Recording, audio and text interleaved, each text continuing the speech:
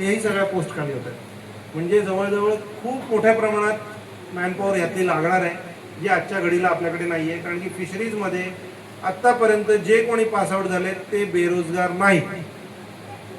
चांगल्या कंपनीमध्ये चांगल्या मॅनेजरच्या पदावर, बँकेमध्ये मॅनेजरच्या पदावर, एक तर प्रोफेसर, एक तर सायंटिस्ट, एक्सटेन्शन एज्युकेशनमध्ये किंवा मोठमोठ्या कंपन्यांमध्ये किंवा मार्केटिंगमध्ये, आणि जे कोणी नाही आहेत ते स्वतःचा बिझनेस करत आहेत. त्याच्यामुळे आता रिकामे कोणही नाही आहे, त्याच्यामुळे खूप संधी आहे. तर त्या काय संधी आहेत ते आता मेश्राम सर आणि कुठे आहेत ते मेश्राम सर सांगतील. धन्यवाद.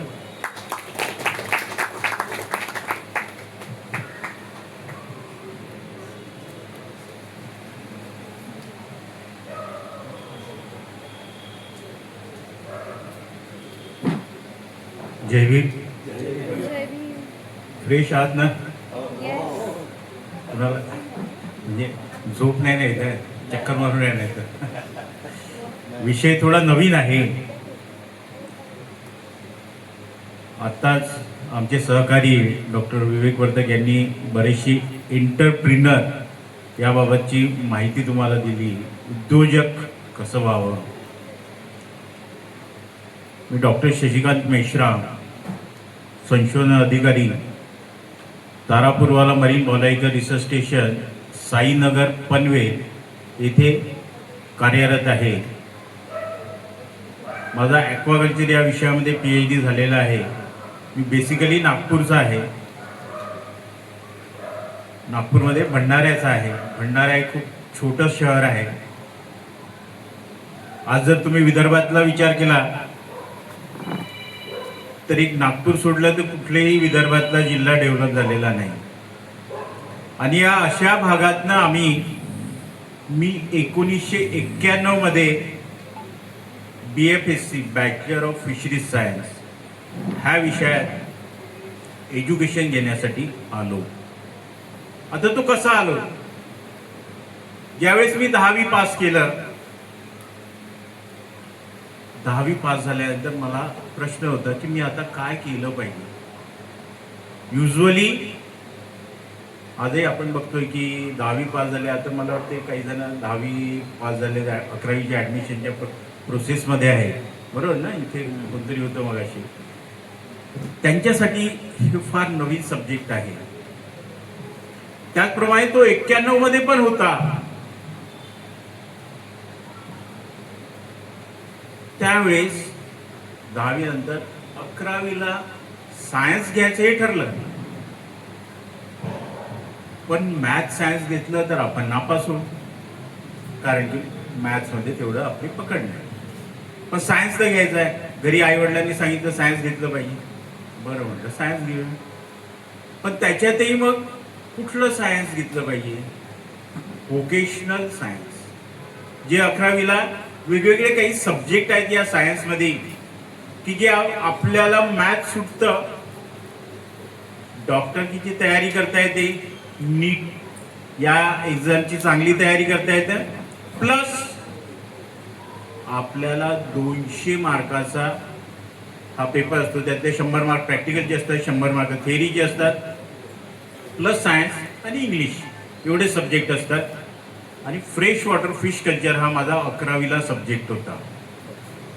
Electronics, fresh water fish culture, अजून अशा बरेच व्होकेशनल ट्रेनिंग 11वी 12वीला आज आहेत.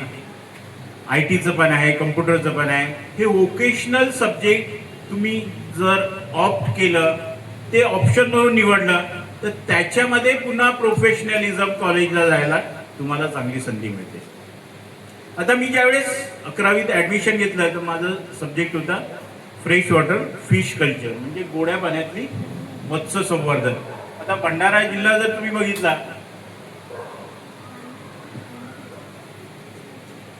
तर हा सर्व तलावांचा जिल्हा आहे. आणि त्यावेळेस मी ज्यावेळेस छोटा होतो त्यावेळेस मी या विषयावर विचार करायचो, कारण की माझे वडील होते ऑडिटर, डिस्ट्रिक्ट स्पेशल ऑडिटर म्हणून ते रिटायर झाले होते. आणि बरेचदा त्यांच्याकडे सहकारी सोसायट्यांचं ऑडिट असायचं. त्याच्यातही मत्स्य सहकारी सोसायट्यांचं ऑडिट असल्यामुळे कधीतरी आम्हालाही त्यांच्याबरोबर जायची संधी मिळायची. आणि त्यावेळेस आम्ही बघायचो की तिथे खूप मोठे मोठे तलाव आहेत आणि त्या मोठ्या तलावांमध्ये ह्या सहकारी संस्थांच्या माध्यमातून खूप प्रमाणात मत्स्य संवर्धन केलं जातं. आणि जशी इकडे कोळी बांधव आहेत तसे विदर्भामध्ये ढिवर जातीचे लोक आहेत आणि ही लोक खूप मोठ्या प्रमाणात हा मत्स्य व्यवसाय करतात. त्यामध्ये आपल्याला कशा पद्धतीने एंट्री घेता येईल हे मला त्यावेळेसपासूनच सुरुवात झाली होती. तर मी 11वीला fresh water fish culture FWFC fresh water fish culture गोड्या पाण्यातील मत्स्य संवर्धन कसं करायचं ह्या याच्यावर ट्रेनिंग, ह्या याच्यावर आम्हाला व्होकेशनल सब्जेक्ट होता. आणि मग मी 11वी-12वीला हा सब्जेक्ट घेतला. हा सब्जेक्ट घेतल्यानंतर माझे चांगले मार्क्स कव्हर झाले.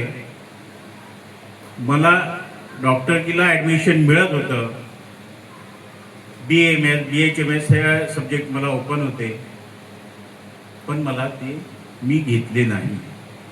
आता आजही तुमच्यातले सांगा, आज आपण मला माहिती नाही किती लोकांना फिशरीज सायन्स बद्दल माहिती होतं. इथे आम्ही येण्यापूर्वी किती लोकांना माहिती होतं? म्हणजे 3-4 लोक हातवर करतायत. बाकीच्या लोकांना अजूनही ते माहिती नाही. 91ची गोष्ट सांगतो, महाराष्ट्रात एकच कॉलेज होतं आणि ते रत्नागिरीत होतं. एक कॉलेज महाराष्ट्रात रत्नागिरी. आणि या मेडिकलच्या सीट किती असतात दरवर्षी? आजच्या डेटमध्ये किती लोक पास आउट होतात? नॅशनल लेवलवर नीटची जी एक्झाम घेतली जाते, नॅशनल लेवलवर सीट किती आहे टोटल? आज परवा आता एक्झाम झाली नीटची, पेपर फुटला तो भाग वेगळा, पण त्या ह्याच्यात 23 लाख लोक अपियर झाली होती. किती? 23 लाख लोक अपियर झाली आहेत आणि सीट आहेत फक्त 3 लाख. नॅशनल लेवलवर 3 लाख सीट आहे. म्हणजे 20 लाख मुलं त्यातनं निराश होणार आहे. ऑब्वियस आहे, व्हावंच लागेल, कारण की जो कॉम्पिटिशन मध्ये येईल पुढे त्याला ते सीट मिळणार आहे. पण या 20 लाख मुलांचं किती निराशा होणार आहे? का? त्यांना ही फील्डच माहिती नाही की जे त्याच्यापेक्षा चांगलं उत्पन्न देऊ शकतं, त्याच्यापेक्षा चांगलं प्रोफेशनलिझम आहे. ही फील्ड नुसती माहीत नसल्यामुळे आपण तिथपर्यंत पोहोचतच नाही. मी रत्नागिरीत ऍडमिशन घ्यायचं ठरवलं आणि त्यावेळेस महाराष्ट्रात अख्ख्या एकच कॉलेज होतं आणि ते रत्नागिरीत होतं. आणि त्यातही सीट किती होत्या? फक्त 20. आता मी विचार केला, रत्नागिरी त्यावेळेस ट्रेन वगैरे नव्हत्या जायला, बाय बस वाया पुणे किंवा वाया औरंगाबाद जावं लागायचं. तरी मी विचार केला की रत्नागिरीतच शिक्षण घ्यायचं, कारण की मला प्रोफेशनल कोर्सचं ट्रेनिंग घ्यायचं होतं, शिक्षण घ्यायचं होतं. आज ह्या सर्व जे डॉक्टरकीच्या फील्ड आहे, BAMS, MBBS, BHMS, ह्या प्रोफेशनल फील्ड आहे.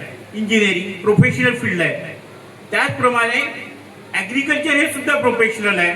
त्याप्रमाणे फिशरीज हे प्रोफेशनल आहे.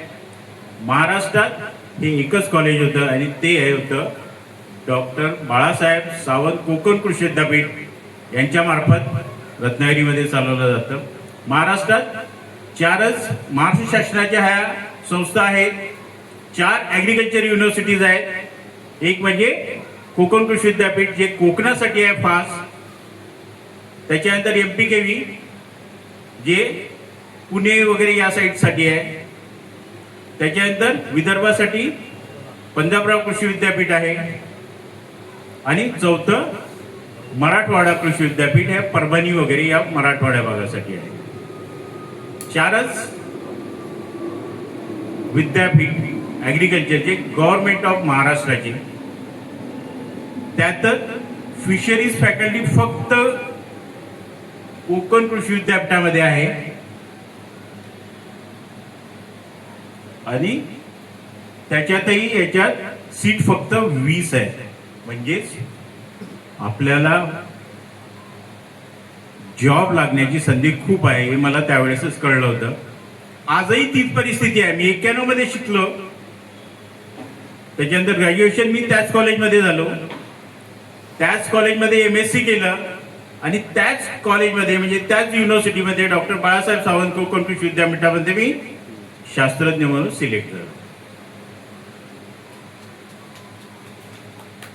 आमच्या विदर्भात किंवा आमच्या त्या भागामध्ये तसा सिलेक्ट होणारा मी पहिलाच होतो.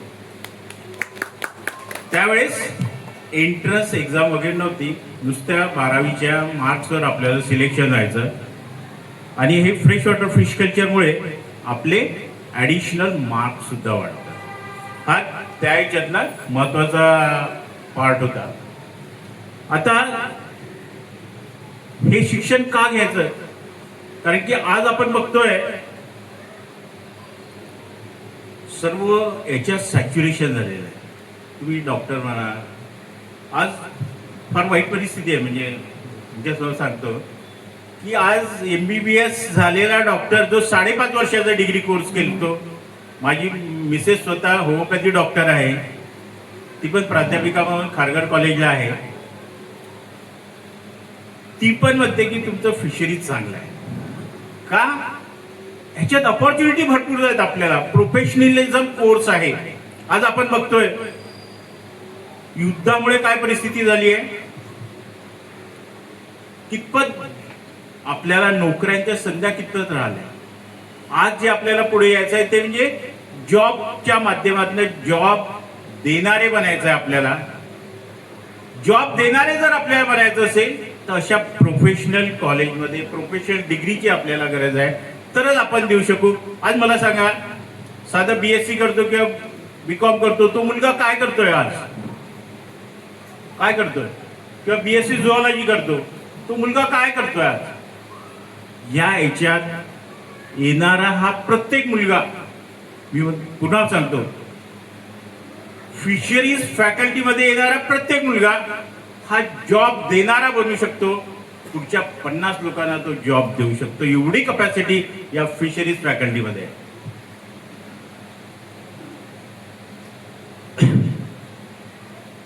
या याच्यामध्ये आता आपण जर बघितलं तर सुरुवातीला जे 10वी पास झाल्या त्यांनी कशावर विचार करायला पाहिजे की म्हणजे फ्रेश वॉटर फिश कल्चर असे वोकेशनल सब्जेक्ट घेऊन या फिशरीज मध्ये कशी एंट्री करता येतील. आता जे 10वी पास झाले त्यांच्यासाठी आमच्याकडे डिप्लोमा इन फिशरीज इंजिनिअरिंग असा कोर्स सुरू आहे. जे 10वी पास झाले त्यांच्यासाठी, ज्यांना 11वी शिकायची इच्छा नाही पण लवकर जॉब देणारे बनायचं आहे, हा 3 वर्षाचा आमच्याकडे डिप्लोमाचा कोर्स आहे, डिप्लोमा इन फिशरीज इंजिनिअरिंग. आता फिशरीज मध्ये अनेक प्रकारचे इंजिनिअरिंग आहे. आज आपण विचारच करत नाही किंवा माहिती नसते आपल्याला. फिशरीज मध्ये म्हणजे आपण काय समजतो, ते काय समुद्रात जातात, कोळी बांधव काहीतरी बोटीने पकडून आणतात आणि त्याच्यानंतर आपण ते मार्केटमध्ये बघतो, पापलेट, सुरमई, आणि ते आपण घेतो, खातो. पण तसं राहिलेलं नाही.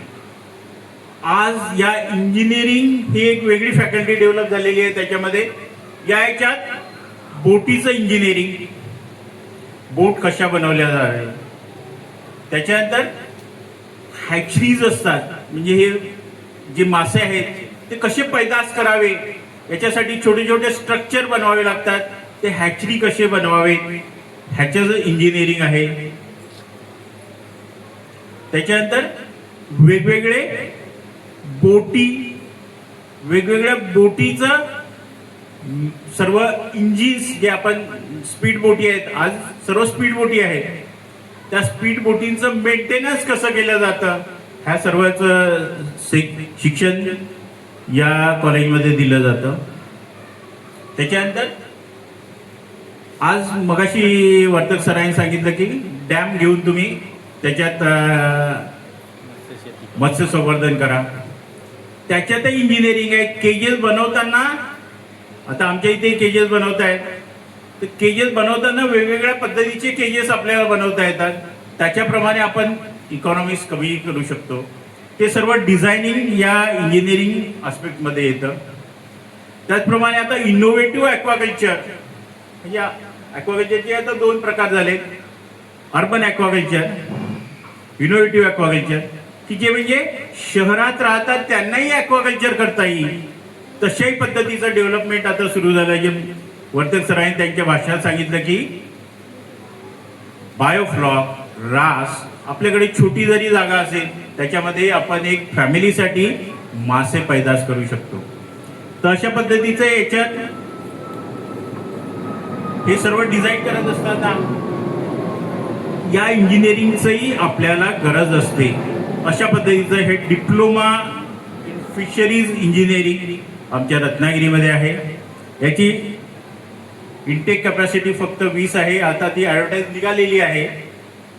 ज्यांना कोणाला इंटरेस्ट असेल, आपल्या नातेवाईकांना, तुम्हाला आमच्या वेबसाईट आहे www.dbskkevi.com, युनिव्हर्सिटीची वेबसाईट आहे. त्या वेबसाईटवर तुम्हाला याची माहिती मिळेल. 10वी नंतर हा 3 वर्षाचा कोर्स आहे. याचा फायदा असा आहे की 3 वर्ष कंप्लीट झाल्यानंतर BFSC बॅचलर ऑफ फिशरी सायन्सला डायरेक्ट ऍडमिशन सेकंड इयरला मिळते.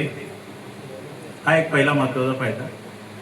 त्याच्यानंतर काही गव्हर्नमेंटल संस्थांमध्ये हे जॉबला लागू शकतात. जसं की छोट्या छोट्या ह्या ज्या बोटिंगच्या संस्था आहेत त्या बोटिंगच्या संस्थेमध्ये जाऊ शकतात. त्याच्यानंतर जे आता जसं पूर्वीच्या काळी काही पोस्ट होत्या ग्रामसेवक वगैरे म्हणून, त्या पोस्टसाठी अप्लाय करू शकतात. त्याचप्रमाणे स्वतः एक बिझनेसमॅन म्हणून उभे राहू शकतात आणि पुढच्या 50 जणांना जॉब देऊ शकतात. असं ह्या 20 पोरांमध्ये कपॅसिटी असते. ज्यांना कोणाला वेळ मिळेल त्यांनी कृपया जा त्या कॉलेजमध्ये, माहिती घ्या, वेबसाईटवर माहिती घ्या आणि डिप्लोमा इन फिशरीज इंजिनिअरिंग याविषयीची माहिती घेऊन त्यामध्ये काही करता येईल का हे बघा. करायला खूप स्कोप आहे. तिथपर्यंत आपला विचार पोचले पाहिजे आणि तशा पद्धतीने आपण याच्यामध्ये उतरलं पाहिजे. दुसरं, एकदा हे 10वीच्या मुलांसाठी. त्याच्यानंतर जर 12वीचा विचार केला आपण, तर मुलगा 12वी झालेला आहे.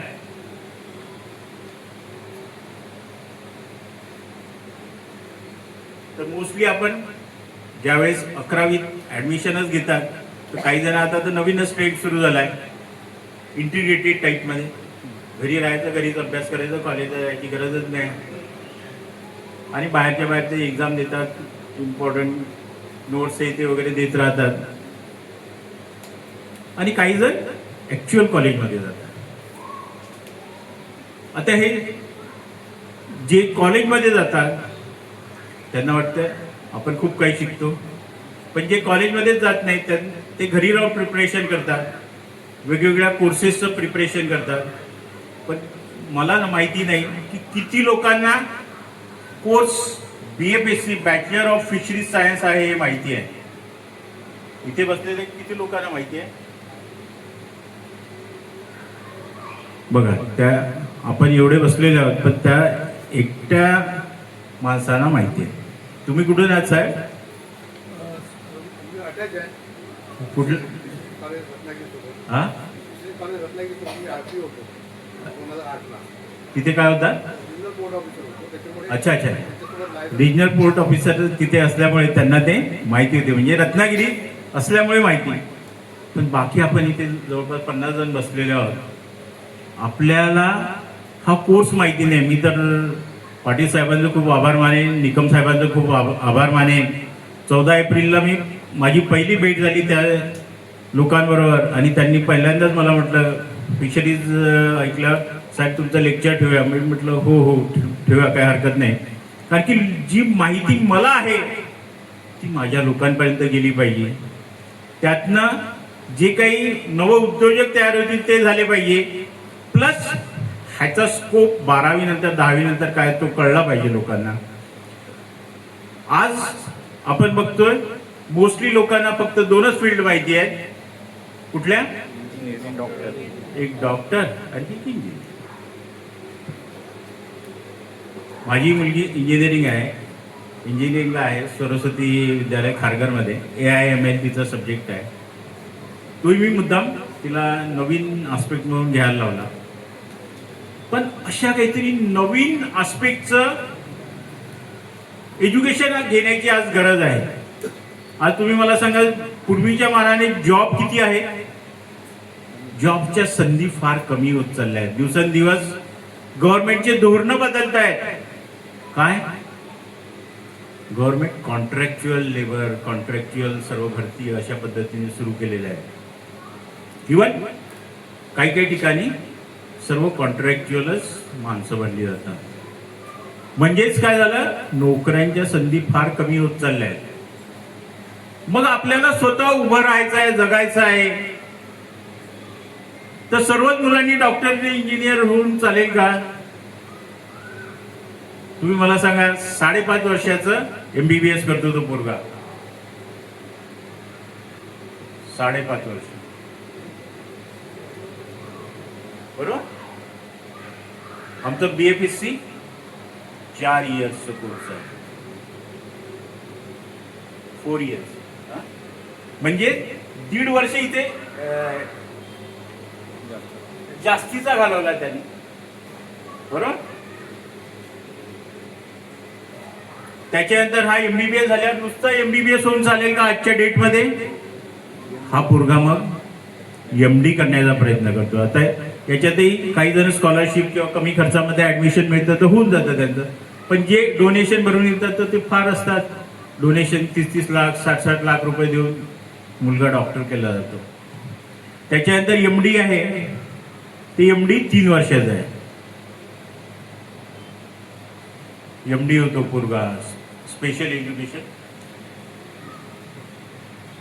कुठे स्किनचा डॉक्टर होतो, कुठे नाकाचा होतो, कुठे हृदयाचा होतो. त्याच्यानंतर हा पोरगा म्हणजे इथे आता जवळपास 5.5 आणि 3 8 8.5 वर्ष 9 वर्ष गेले एके, आणि हा MD झाला. त्याच्यानंतर हा मार्केटमध्ये उतरायला बघतो. त्याच्या आई वडिलांचा काही सेटअप असेल तर एक बॅकअप मिळतो त्याला. पण तुमच्या आमच्यासारखा असेल तर तो पहिल्यांदाच डॉक्टरकीच्या लाईनला गेलेला असतो, त्याचा काही सेटअप नसतो.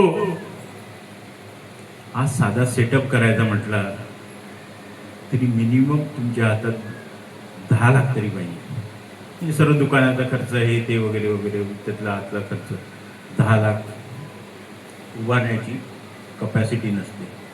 माझ्या मिसेस MD होती, तिचं पनवेलमध्ये आम्ही दवाखाना छोटासा घेतला आणि सुरू करण्याचा प्रयत्न केला. त्यालाही मला जवळपास त्यावेळेस 2-3 लाख रुपये गेले, एक 10-15 वर्षापूर्वी. रोज कॉलेज झालं की त्याच्यानंतर ती हॉस्पिटलमध्ये बसायची. त्याच्यातनं बघितलं तर इनिशियली यांची प्रॅक्टिस सेटअप व्हायला 10 वर्ष लागतात. पुढचे 10 वर्ष प्रॅक्टिस सेटअप व्हायला. ओके, म्हणजे गेले किती आता? इथे 8.5 वर्ष आणि हे पुढचे 10 वर्ष, म्हणजे 20 वर्ष पाण्यात. का? त्याच्यात नाही प्रॅक्टिस सेटअप झाली तर ठीक, नाही तर त्या पोराची अक्षरशः आजच्या डेटमध्ये हाल आहेत. म्हणजे आले पेशंट, त्याचे औषधाने बरे झाले तर त्याचं कंटिन्युएशन चालू राहतं, नाही तर आज गल्लोगल्ली डॉक्टर झालेत की नाही? कुठे होमिओपॅथीचे आहेत, कुठे आयुर्वेदिक आहेत, कुठे MBBS वाले आहेत, कुठे MD वाले आहेत. पण आमचं हे फिशरीज फक्त 4 वर्षाचा कोर्स आहे. त्याच्यानंतर MSc करतो पोरगा,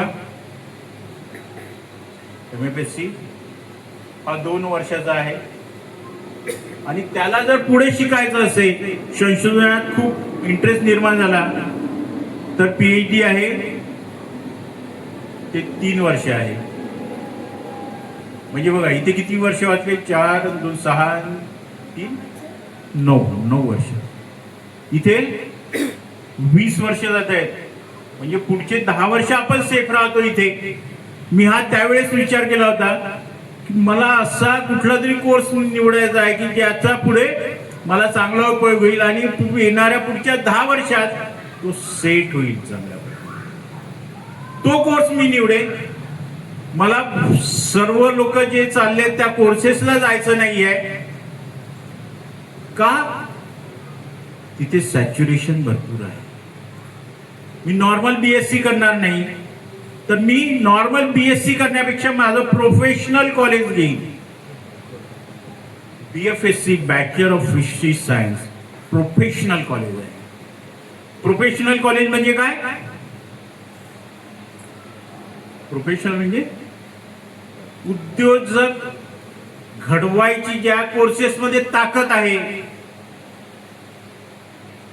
जे पुढच्या 100 लोकांना जॉब देऊ शकतात, तसे हे कोर्सेस आहेत. आज तुम्ही एमडी कराल, हे व्हाल, किती लोकांना जॉब देता एमडी करून? एमबीबीएस एमडी झालेला पोरगा असतो आजच्या डेटमध्ये, तो अक्षरशः ट्रेनिंग घ्यायला ज्यावेळेस जातो, मार्केटमध्ये उतरतो 15 वर्षानंतर, तर तो 20,000तून, जो जुना डॉक्टर असतो त्याला म्हणतो 20,000 देतो, ये तू माझ्याकडे. अशा परिस्थितीत आज डॉक्टर या कोर्सेसची अवस्था आहे. आणि जे बाकीचे इतर कोर्सेस आहेत आपण त्याच्याकडे बघतच नाही की त्याच्यामध्ये आपल्याला किती स्कोप आहे. आणि मला हे त्यावेळेसच कळलं होतं आणि म्हणून मी हा कोर्स निवडला होता. आणि आजही तितकाच या कोर्सला महत्व आहे. मला सांगायला अगदी आनंद वाटतो. आज मी पास आउट झालोय 97 मध्ये. त्यावेळेसही कोणी विदाउट जॉब आहे असं नाही. आजही तितका स्कोप आहे, उलट जास्त वाढलाय.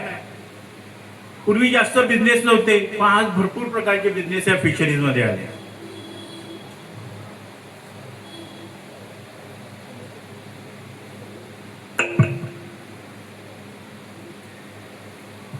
आता ज्यावेळेस बीएफएससी होतो, कळलं नाही बीएफएससी होणं किती फायद्याचं आहे. Bachelor of fishery science. आता याचे कोर्सेस कुठे कुठे आहे? बीएफएससी हा फक्त रत्नागिरी कॉलेजला आता आहे कोकणामध्ये, आणि तिथे सीट आता 40 आहेत. दुसरं मापसू, Maharashtra animal and fisheries university Nagpur येथे आहे.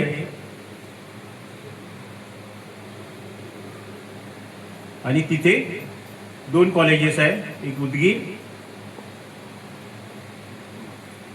आणि दुसरं नागपूर. आणि दोन्ही ठिकाणी 20-20 सीट आहे. तिसरं कॉलेज आता सुरू झालंय अमरावती,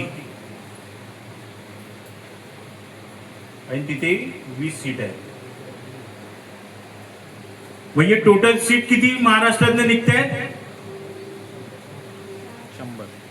100. आणि डॉक्टरची किती सीट आहेत महाराष्ट्रात? 1.5 लाख. हा जो तफावत तुम्ही जर बघितला तर त्याच्यातनं तुम्हाला लक्षात येते की आजही ह्या याच्यात किती स्कोप आहे.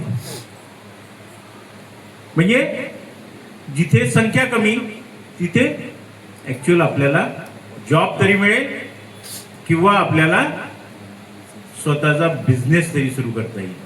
आता याच्यामध्ये जॉब कुठले आहेत? आज ICR म्हणून हे इंडियन काउन्सिल ऑफ ॲग्रिकल्चर रिसर्चची, Indian council of agriculture research अशी ही आपली सेंट्रल लेवलची बॉडी आहे. याच्यामध्ये सायंटिस्ट म्हणून जाऊ शकतो. Governmental job. त्याच्यानंतर SAU म्हणजे स्टेट ॲग्रिकल्चर युनिव्हर्सिटी. जेवढे आपले हे स्टेट्स आहेत त्याच्यामध्ये ॲग्रिकल्चर युनिव्हर्सिटी ह्या सर्व गव्हर्नमेंट आहेत, त्या 60 आहेत. आणि या 60 याच्यात प्रोफेसर, सायंटिस्ट रिसर्च स्टेशनमध्ये तुम्ही जाऊ शकता. मी आता तसा प्रोफेशनल रिसर्च ऑफिसर म्हणून आहे. आजच्या डेटमध्ये सर्वात जास्त पगार कोणाला आहे? कोणाला आहे? शिक्षकांना आहे, प्रोफेसरांना आहे. का?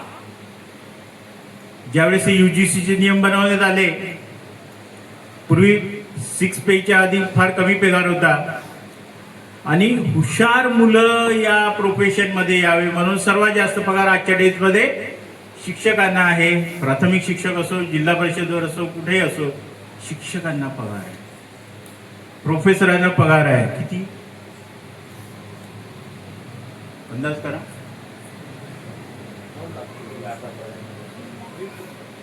किती? 3.5 लाख पगार. 3.5. राष्ट्रपती जे आहेत त्यांच्यापेक्षाही जास्त पगार आमचा असतो प्रोफेसर लोकांना. अशा पद्धतीने ह्या 60 युनिव्हर्सिटीजमध्ये, वेगवेगळे कॉलेजेसमध्ये, फिशरीज कॉलेजमध्ये तुम्हाला प्राध्यापक, assistant professor, associate professor, professor अशा पद्धतीच्या नोकऱ्या मिळण्याची संधी आहे. हे गव्हर्नमेंटल जॉब आहे. आणि आजच्या डेटमध्ये महाराष्ट्रात फक्त हे 3 ते 4 कॉलेजेस आहेत. इथून पुढे प्रत्येक जिल्ह्यामध्ये फिशरीजचं कॉलेज होणार आहे. मी पुन्हा रिपीट करतो, इथून पुढे प्रत्येक जिल्ह्यामध्ये फिशरीजचं कॉलेज होणार आहे. जसं ऍग्रिकल्चरचे तालुका लेवलवर ऑफिसर्स आहेत, त्याचप्रमाणे फिशरीजचं येणाऱ्या कारकिर्दीमध्ये तालुका लेवलवर ऑफिसर्स निर्माण करायचे आहेत. आणि त्याच्यामुळे इथे लागणारे जे ह्युमन रिसोर्सेस आहेत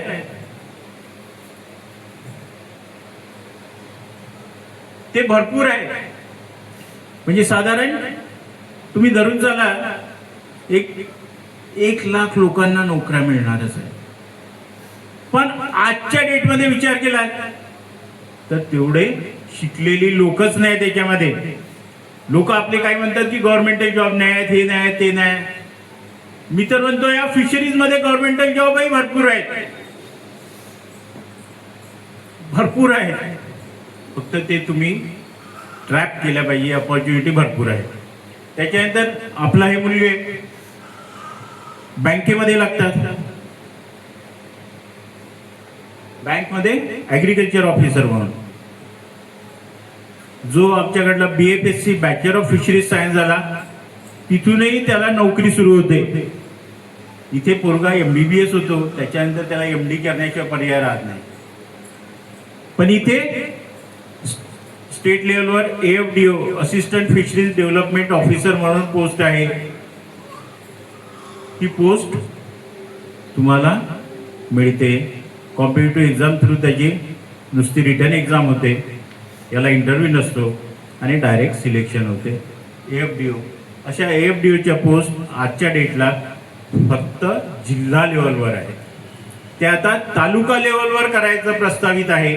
तशा पद्धतीचं भविष्य काळामध्ये येणार आहे. जोपर्यंत हा मुलगा समजा आजच्या डेटमध्ये त्याने BFSC ला ऍडमिशन घेतली तर तो BFSC MFSC होईपर्यंत ह्या पोस्ट वाढलेल्या असतील आणि त्याला गव्हर्नमेंटल जॉबची महाराष्ट्रातच, त्याच्या घरातच, कधी रायगडमध्येच मिळण्याचे जास्त चान्सेस आहेत. आणि म्हणून BFSC कोर्सेस करणं हे फार गरजेचं आहे. हा अशा पद्धतीच्या गव्हर्नमेंटल जॉब्स आहेत. त्याच्यानंतर प्रायव्हेट जॉब म्हटलं तर आज भरपूर प्रमाणात फिश फार्म सुरू झाले आहेत. जिथे कोळंबीचे तलाव आहेत त्याच्यावर टेक्निशियन म्हणून घेतलं जातं. कोणी रिकामा राहत नाही. टेक्निशियन म्हणून घेतात तर काय करतात, हे सर्व फिश कल्चरचं बघतात. त्या प्रत्येकाला एकतर पगारावर ठेवलं जातं किंवा जो इन्व्हेस्टर असतो त्याला काहीच माहिती नसते. मग तो काय करतो, त्या पोराला पार्टनर करून घेतो. 50-50% पार्टनर करून देतो. कारण की तो फक्त मगाशी वर्तक सरांनी सांगितलं तुम्ही तुमचा नॉलेजचा वापर करा आणि DPR बनवा. एखाद्या इन्व्हेस्टर कडे जा तर तो इन्व्हेस्टर त्याला माहिती काहीच नसते. त्यामुळे मग तो आपला असा पोरगा ठेवतो की जो टेक्निशियन म्हणून उपयोगात येईल आणि तो त्याला 50-50% पार्टनर करतो. या याच्यात फिश फार्म आहेत, कोळंबी फार्म आहे, श्रीम फार्म. तुम्ही रायगडमध्ये वगैरे फिरलात कधी तळा साईडला, पेन तळा या भागात जर फिरला तर कोळंबीची मोठी मोठी तलाव आहेत. कोळंबीचे प्रॉफिट इतका आहे, जरी 2 क्रॉप फेल गेले तरी तो माणूस कधी लॉस जात नाही. तिसऱ्या क्रॉप मध्ये पुन्हा त्याला पूर्ण प्रॉफिट येतं. फक्त हे सर्व करताना शास्त्रीय दृष्ट्या करणं गरजेचं आहे. त्यासाठी आमच्या संशोधन केंद्राला तुम्ही ट्रेनिंग देणं गरजेचं आहे ना. वेळ आहे ना, नाही तर असं या होताना. तर प्रायव्हेट जॉब, फिश फार्मर आहे, श्रिम्प फार्मर आहे, प्लस जे कोळंबी किंवा मासे एक्सपोर्ट होतात. तुम्हाला माहित असेल आपल्या इथे तळोज्यात फॅक्टरी आहेत, मोठ्या फ्रोझन प्लांट्स आहेत. ओके, ते फ्रोझन प्लांट्स मध्ये काय असतं, एक कोळंबी किंवा मासे -40°C कोल्ड स्टोरेज मध्ये स्टोअर केली जाते. एकदा ते कोल्ड स्टोरेज मध्ये फ्रीज करून ठेवली की तिथून पुढे वर्षभर तो मासा ॲज इट इज राहतो, दगडासारखा कडक झालेला असतो. ह्याच्यामध्ये टेक्निशियन म्हणून लागली जातात आपली मुलं, प्लस क्वालिटी कंट्रोल एजंट म्हणून लागतात. अशा पद्धतीने ही प्रायव्हेट जॉब्स आहे. आणि तिसरं ऑपॉर्च्युनिटी म्हणजे सेल्फ बिझनेस, जे आपण एंटरप्रिनरशिप म्हणतो. त्या ह्याच्यात एकदा तुम्हाला त्या फील्डचं नॉलेज मिळालं की तिथून पुढे तुम्ही तुमचा प्लॅन तयार करायचा आणि पुढे 50 पोरांना जॉब कसा देता येईल याचा अभ्यास करून आपण त्या पद्धतीने आपली पाळेमुळे रोवायची. म्हणजे बघा, हा पोरगा जर साधा इंजिनिअरिंग केलं, डिप्लोमा आहे फिशरीज इंजिनिअरिंग 10वी नंतर 3 वर्षाचा, त्याच्यानंतरही तो बिझनेस मध्ये उभा होऊ शकतो. मात्र इथे आमचा डॉक्टर 20 वर्ष झालं तरी हात चोळत बसलाय. प्रॅक्टिस काय चालते तर प्रॅक्टिस चालतच नाही, कधी लोक येतच नाहीत, असं होतं तसं होतं. डेंटिस्ट आज इतके झालेले आहेत, अक्षरशः लोक दुकान उघडून बसलेत आणि त्यांच्याकडे तितके पेशंट नाही. ही रियालिटी आहे. फिशरीज सायन्स मध्ये भरपूर पुन्हा स्कोप आहे. तुम्हाला स्वतःचा बिझनेस सुरू करायचा म्हटलं तर आज PMSY, प्रधानमंत्री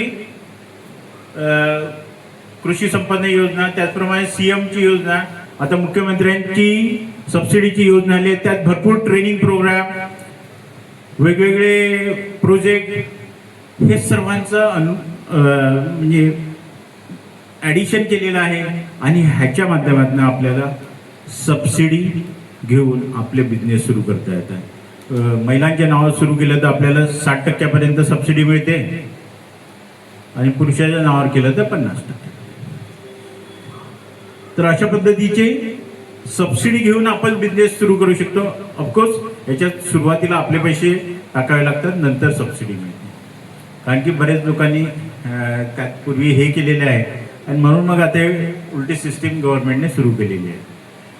म्हणजेच काय, हा पोरगा 10वी नंतर 1, 2, 3 वर्ष घालवले याने, म्हणजे तो वयाचा 21व्या वर्षातच असेल त्या दिवसापासून तो कमाई सुरू करू शकतो. त्याने ठरवायचं किती मोठा बिझनेस त्याला करायचा आहे, त्याप्रमाणे त्यांनी त्याचे भाग भांडवल सुरू करायचं आहे. म्हणजे हा पोरगा 21व्या वर्षात कमवायला लागला. मात्र इथे आमचा डॉक्टर 28-30 वर्षाचा झाला तरी अजून त्याची प्रॅक्टिस सेट होत नाही. इंजिनियर तो कुठल्या तरी कंपनीत लागतो आणि तो कंपनीत ज्या पद्धतीने पगार मिळेल त्या पद्धतीने त्याचं जीवन चरित्र चालू ठेवतो. त्यामुळे हा एक विशेष फरक या इंजिनिअरिंगच्या माध्यमातून, फिशरीजच्या माध्यमातून आहे. त्याच्यानंतर याच्यात भरपूर बिझनेसेस आहेत. जसं मगाशी वर्तक सरांनी म्हटलं की केजेस जे आता डॅम आहेत आपल्याकडे,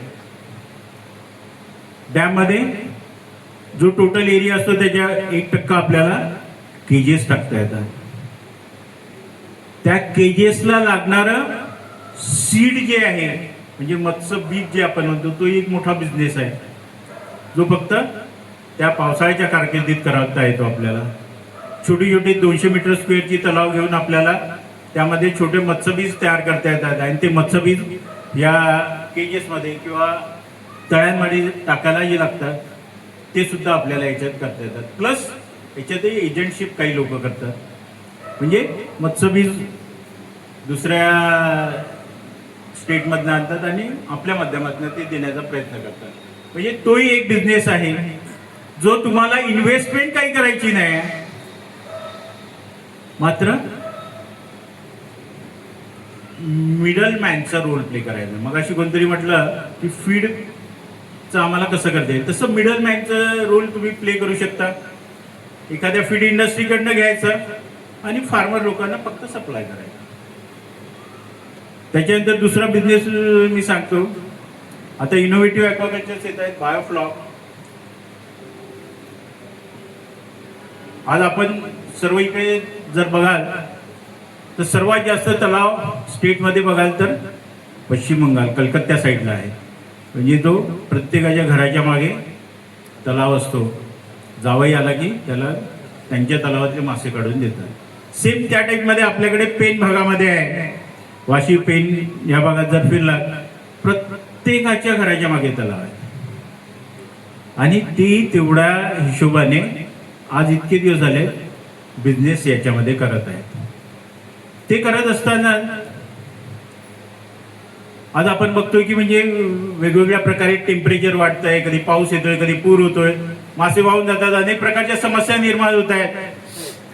पण या याच्यामध्ये बायोफ्लॉकमध्ये हे सर्व अंडर कंट्रोल्ड कंडिशन अशा टाईपचे शेड आपण करतो आणि याच्यामध्ये छोटे छोटे टँक तयार करून त्याच्यामध्ये हाय स्टॉकिंगने आपल्याला मासे करता येतात. आपण बसलो इथे 4 ते 5 टाक्या करता येतील आणि या याच्यातनं एकेका टाकीतनं 1-1 टन उत्पादन निघतं. अशा पद्धतीच्या टेक्नॉलॉजी झालेल्या आहे. त्या टेक्नॉलॉजीचाही अभ्यास करून आपण याच्यामध्ये बिझनेस करू शकता. त्याच्यानंतर मग अशी म्हटलं ॲक्वेरियम फीडचाही बिझनेस एक आहे. मी त्याच्या पुढे जाऊन अजून एक सांगतो. हे ॲक्वेरियम फीड जे बनवले जातात किंवा जे विकले जातात बाजारामध्ये त्यातलं एकही फीड आपलं नाही, एकही फीड इंडियाचं नाही. सर्व बाहेरून येतात. थायलंड, चायना इकडून एक्सपोर्ट केले जातात. ज्या एकेका फीडची कॉस्ट पडते 10,000 रुपये किलो. किती? 10,000 रुपये किलो. आपण ॲक्वेरियम शॉपवाले घेतात का तर दुसरं फीड अवेलेबलच नाही. एखाद्याने जर आमच्याकडे ती टेक्नॉलॉजी आहे, काही काही माशांचे फीड स्पीसीज वाईज डेव्हलप केलेले आहेत आणि तसे बनवले आपण तर त्याचाही एक मोठा बिझनेस आपल्या इथे सुरू होईल. आणि हे जे 10,000 रुपये लागत आहेत एक्सपोर्टचं फीड आपण घेतोय, आपलं फीड इथे आपण 1 ते 2,000 रुपये तयार करू शकतो. म्हणजे 8,000 रुपये स्ट्रेट फॉरवर्ड तुम्हाला इथे फायदा आहे. त्या तोडीच फीड आपण इथे बनवण्याची टेक्नॉलॉजी डेव्हलप केलेली आहे. त्याच्यानंतर ॲक्वेरियम फिशच्या बाबतीमध्ये बोलायचं झालं तर फार छोटा एक मासा आहे. बरेच आपले लहान मुलं असतात त्यांना सर्वात आवडता मासा म्हणजे फायटर. छोट्याशा बरणीत राहतो, छोट्या बाटलीमध्ये राहतो, त्याला काही मोठ्या टँकची आणि सोयी सुविधाची गरज नसते. हवेतनं ऑक्सिजन घेतो, त्याच्यामुळे त्याला जास्त मेंटेनन्स पण नाही. साध्या बिस्लरीच्या बॉटलमध्ये नर माद्या राहतात. आम्हालाही तसं वाटलं की याच्यात जास्त बिझनेस नसेल, पण ज्यावेळेस आमच्याकडे शेवटच्या वर्षाला ELP म्हणजे एक्सपिरियन्स लर्निंग असा प्रोग्राम असतो, त्यावेळेस आमच्याकडे मुलांना 6-6 महिन्याचा ट्रेनिंग प्रोग्राम असतो ॲक्च्युअल फील्डवर. त्यावेळेस आम्ही एका प्रोजेक्टमध्ये ह्या फायटर फिशचा अंदाज घ्यायला लावला की जर फायटर फिशमधनं जर पिल्लं निघाली तर त्याचे ते पिल्लं होऊन किती, आणि एकच मासा एखाद्याने करायचा ठरवला तर किती त्याला दरवर्षी प्रॉफिट होईल. तर आम्ही जो कॅल्क्युलेशन केलं तर त्याच्यात असं लक्षात आलं जवळपास प्रत्येक महिन्याला 1 लाखाचा फायदा या फायटर फिश सारख्या छोट्या माशातनं मिळतो. म्हणजे तुम्ही 12 महिन्याचे 12 लाख इन्व्हेस्टमेंट काय, हार्डली 10 ते 15 हजाराची इन्व्हेस्टमेंट. आता जसं हल्ली आता काही कृषी विभागवाले कुंडीचं रोप लावायला देतात किंवा अशा काही उद्घाटना प्रोग्राम मध्ये गेले की कुंडी देतात. आम्ही त्याच्यामध्ये हा फायटर मासा देणं सुरू केलं छोट्या टँकमध्ये. मग तो पोरगा त्याला खाद्य टाकतो, हे टाकतो, घरात एक चैतन्य निर्माण होतं. या ह्याच्यात असं लक्षात आलं की म्हणजे माशाचं टँक जर घरात असेल तर आपल्याला चांगल्या पद्धतीचं वातावरण घरात राहतं, बीपी कमी होतो, हार्टचे प्रॉब्लेम कमी होतात आणि म्हणून मासा आपल्या घरात ठेवणं हे गरजेचं आहे. तर अशा पद्धतीचं ॲक्वेरियमचा बिझनेस आपण छोट्या करू शकतो. त्याच्यानंतर पुढचे बिझनेस आपण जर म्हटलात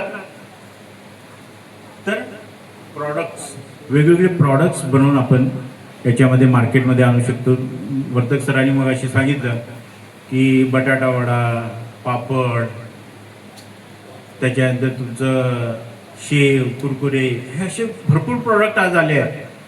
तुम्ही विचार करा की याच्यामध्ये खूप इनोव्हेटिव्ह प्रकारे तुम्हाला पुढे येता येतं. परवाच वर्तक सरांचा एक दूरदर्शनलाही प्रोग्राम झाला. तो प्रोग्राम लाईव्ह होता आणि त्याची लिंक पाठवतील, त्यावेळेस तुम्ही बघा की म्हणजे बिझनेस छोटा आहे, तो प्रॉडक्ट छोटा आहे. सहज आम्ही मागच्या वर्षी कोल्हापूरला फिरायला गेलो होतो. फिरायला म्हणजे तिथे आमचं ट्रेनिंग प्रोग्राम होता आणि स्टेट डिपार्टमेंट ऑफ ॲग्रिकल्चरचे जे असिस्टंट असतात त्यांना ट्रेनिंग प्रोग्राम देण्यासाठी आम्ही कोल्हापूरला गेलो होतो.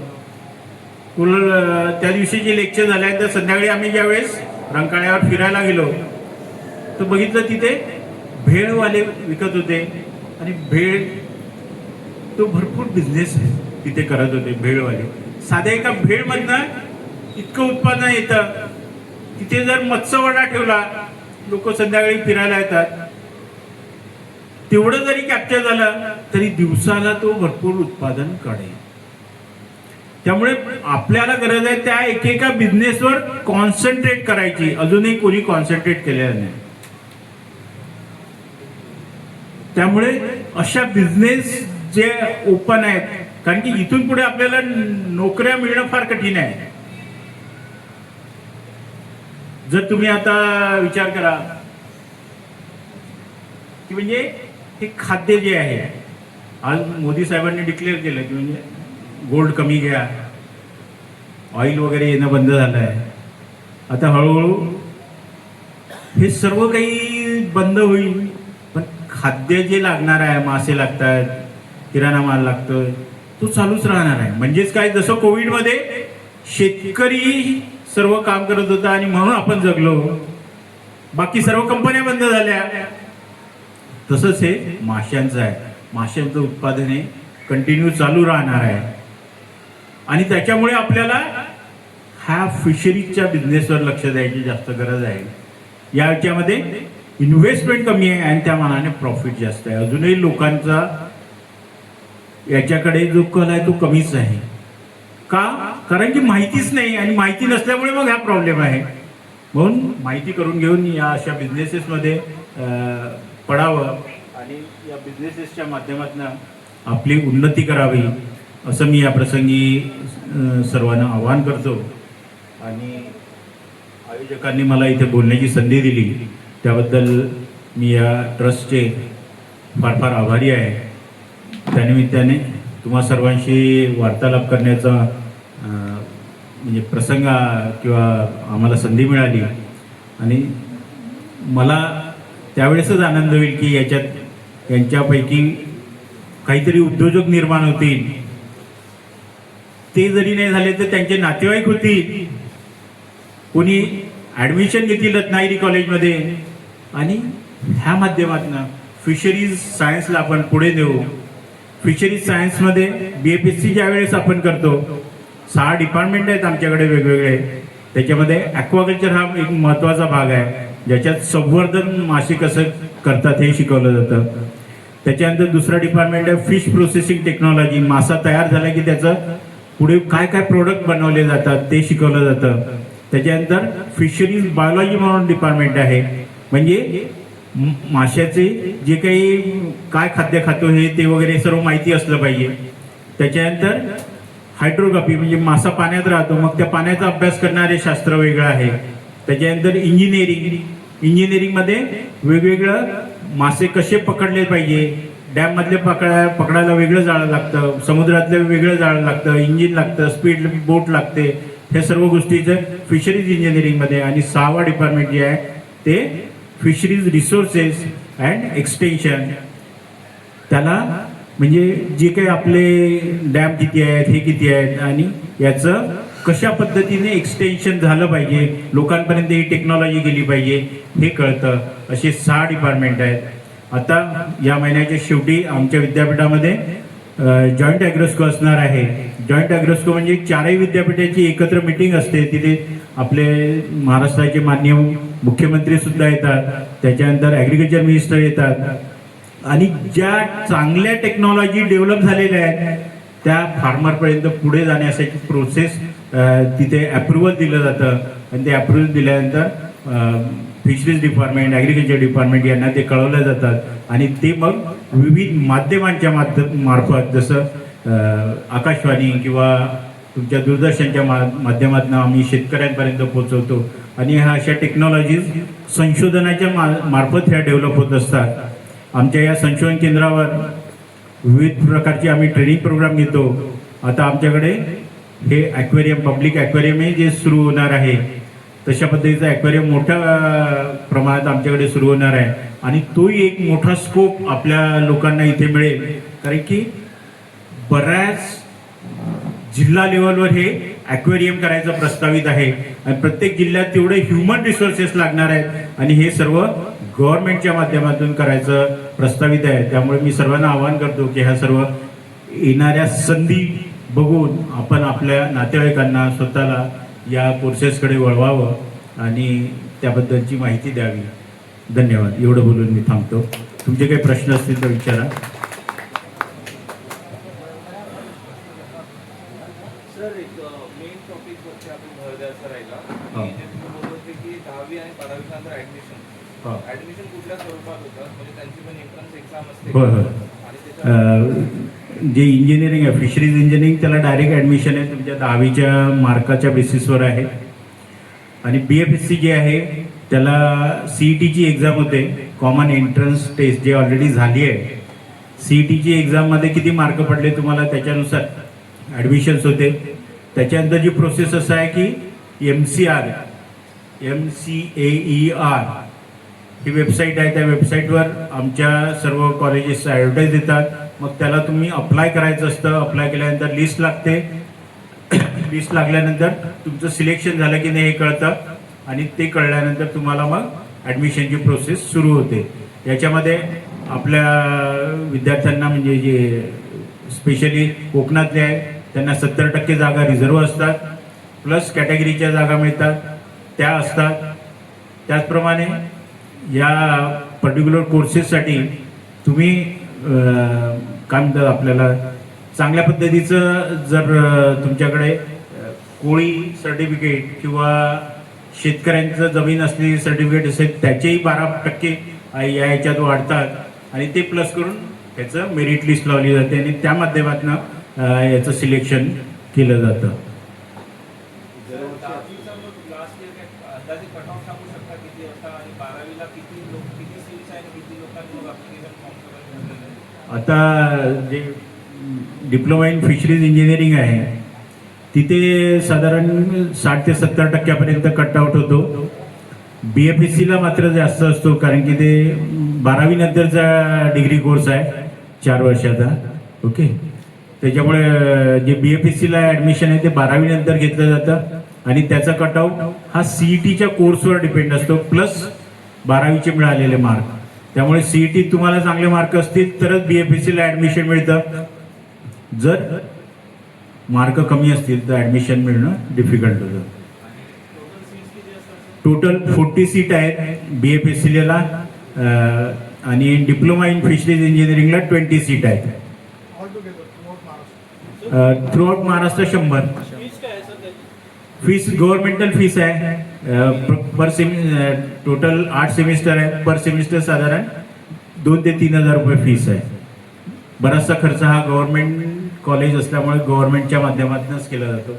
एकेका ग्रॅज्युएट पुरावर जवळपास 2-2 लाख खर्च केला जातो गव्हर्नमेंटकडनं, आणि त्यामुळे सर्वात कमी फीस आपल्या गव्हर्नमेंट कॉलेजची असते. त्याचप्रमाणे काही प्रायव्हेट कॉलेज निघण्याच्या तयारीत आहेत, पण अजून निघालेले नाहीत. मात्र ॲग्रिकल्चर फॅकल्टीचे निघालेले आहेत, फिशरीज फॅकल्टीचे निघालेले नाहीत अजून. सर फॉरेनमध्ये काही याचा स्कोप आहे का? म्हणजे फॉरेनमध्ये भरपूर स्कोप आहे. जसं मी जेवढं याच्यात सांगितलं, रिसर्च इन्स्टिट्यूटमध्ये याचा तुम्ही रिसर्च ऑफिसर म्हणून जाऊ शकता. माझं स्वतःचे बॅचमेट 2 ऑस्ट्रेलियामध्ये आहेत, प्लस काही UK मध्ये आहेत, इंग्लंडमध्ये आहेत, त्यानंतर चायनामध्ये आहेत, फिश प्रोसेसिंग इंडस्ट्रीमध्ये आहेत. जेवढा स्कोप मी महाराष्ट्रात आपल्या इंडियामध्ये सांगितलं त्याच्या दुप्पट स्कोप फॉरेनमध्ये आहे. समजलं? आता बरेचसे लोक आपल्याकडे चायनामध्ये गेलेले आहेत, साऊथ आफ्रिकेत आहेत. तिथे तिलापिया मासाचं कल्चर भरपूर आहे. तिथे ते तिलापिया मासाचं कल्चर करतायत आणि त्यांना डॉलर्समध्ये पैसे मिळत असल्यामुळे तिथे चांगला एक्सपिरियन्सही मिळतो आहे. रत्नागिरीहून आम्ही एक मनोज कांबळे म्हणून मुलगा होता, होय PhD ला गेला होता. होय त्याला आम्ही मदत केली होती. बरोबर त्याला पाठवली. बरोबर. तो BFSC आमच्याकडे केलेला आहे त्या मनोज कांबळे नावाच्या विद्यार्थ्याने.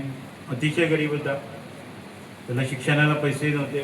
आम्ही लोक टीचर लोक बरेचदा त्याचा खर्च उचलत असू. चव्हाण सर होते. हां, चव्हाण सर होते. त्याच्यानंतर MSc करायला AIT Asian institute of technology, ज्याच्यामध्ये सर्वात बेस्ट कॉलेज आहे इंटरनॅशनल लेवलवर, तिथे तो PG झाला, PhD झाला आणि आता तिथेच तो AP म्हणून पण आहे. म्हणजे कोणी जॉब नाही असं नाही, आम्हाला शोधावं लागत आहेत पुरं की म्हणजे अरे ये ना बाबा, ये ना बाबा. आता आम्हाला साधे रिसर्च प्रोजेक्ट असले आणि त्याच्यावर मुलगा ठेवायचा असेल तर मिळत नाही आम्हाला. 2-2दा 3-3दा आम्हाला इंटरव्ह्यू लावावा लागेल. मात्र बाकीच्या फील्डमध्ये तुम्ही बघा तर खूप सॅच्युरेशन झालेलं आहे. हां काय म्हटलं? हो हो, मुलीसाठी तर अतिशय उत्तम आहे. आज आमच्या BFSC मध्ये 50% मुलींचंच ऍडमिशन होत आहे. स्टेट डिपार्टमेंट ऑफ फिशरीजलाही मुलीच 50% आहेत आणि मुलींचं शिक्षण प्रोफेशनल कॉलेजमध्येही विदाऊट फीस आहे. समजलं? महाराष्ट्र गव्हर्नमेंट सर्व 12वी नंतरचा खर्च करतं, त्यामुळे मुलींच्या वडिलांना काही काळजीच नाही. एकदा ऍडमिशन घेतलं की ते MSc PhD होऊन बाहेर निघतात. हो, CETची एक्झाम होते, त्याच्यानंतर 10-15 दिवसात आता MCR.com एवढं टाईप करायचं आपल्या गुगलमध्ये, इंटर मारायचा की MCRची ॲडव्हर्टाईज तुम्हाला दिसेल. त्याचप्रमाणे आमच्या विद्यापीठाचं वेबसाईट आहे DBSKKV. पुन्हा रिपीट करतो, DBSKKV.com एवढं टाकलं की आमच्या विद्यापीठाची वेबसाईट ओपन होईल. त्या याच्यावर कुठल्या कुठल्या ॲडमिशन प्रोसेस सुरू आहेत ते दिसायला लागतं आणि त्याप्रमाणे तुम्हाला अप्लाय करायचं आहे. सगळं आता ऑनलाईन सिस्टीम आहे, त्याच्यामुळे तुम्हाला त्या सिस्टीममधनं जावं लागतं, ऑनलाईन अप्लाय करावं लागतं आणि अप्लाय केल्यानंतर तुमचा जसा नंबर लागेल तशा पद्धतीने तुम्हाला कळवलं जातं. कॉलेज म्हणजे हॉस्टेल आहे का? हो, कॉलेजमध्ये हॉस्टेल पण आहे. रत्नागिरीत काही प्रॉब्लेम नाही. दोन्ही साईडला डिप्लोमा कॉलेजलाही मोठी बिल्डिंग झाली आहे, मोठं हॉस्टेल आहे आणि रत्नागिरी फिशरीज कॉलेज आहे BFSC, तिथे पण हॉस्टेल आहे. लेडीजसाठी वेगळं आहे, जेंट्ससाठी वेगळं आहे. मेन सिटीज आहे का? सिटीपासून एक साधारण 1.5-2 किलोमीटर शिरगाव नावाचं गाव आहे, तिथे आहे. गणपतीपुळे रूटवर, तिथून गणपतीपुळे जो आता नवीन कोस्टल हायवे होतो आहे ना, त्या रूटवरच आहे. हां.